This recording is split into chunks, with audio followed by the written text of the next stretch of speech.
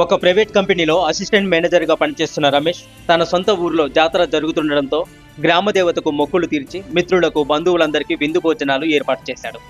అందరితో పాటు రమేష్కు వరుసకు మామ అయ్యే నారాయణయ్య కూడా భోజనానికి వచ్చి తిని వెళుతూ కాస్తంత దూరంలో నిలబడి ఉన్న రమేష్ దగ్గరికి వెళ్ళాడు.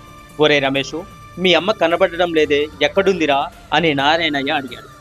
మా అమ్మకు ఈ మధ్య చాదసం ఎక్కువైంది మామ, ఆమెతో వేగలేక ఆశ్రమంలో చేర్పించాను, అందుకే ఇప్పుడు ఇక్కడికి రాలేదు అని రమేష్ తాపీగా చెప్పాడు. ఆ మాటలు వింటూనే నారాయణయ్యకు మనసు కలత చెందింది. రమేష్ భుజం మీద చెయ్యి వేసి, ఒరే రమేషు, ఈరోజు వంటలు బాగా చేయించావురా, తినడానికి చాలా మంది భోజనానికి వచ్చారు, అంతా బాగానే ఉందిరా, కానీ కన్న తల్లికి ఒక్క పూట పీడికెడన్నం పెట్టలేక ఆ కన్న తల్లిని భారం అనుకుని ఆశ్రమంలో చేర్పించి ఇప్పుడిలా ఎంతమంది దేవతలకు ఎన్ని మొక్కుబడులు తీరిస్తే ఏం లాభం రా? 100 మందికి విందు భోజనాలు పెడితే నువ్వు పుణ్యమంతా మూట గట్టుకుంటున్నాను అనుకుంటున్నావారా? నీ కన్న తల్లి గుండె ఎంత గాయపడి ఉంటుందో ఆలోచించావారా? ఒక్కసారి ఆలోచించు.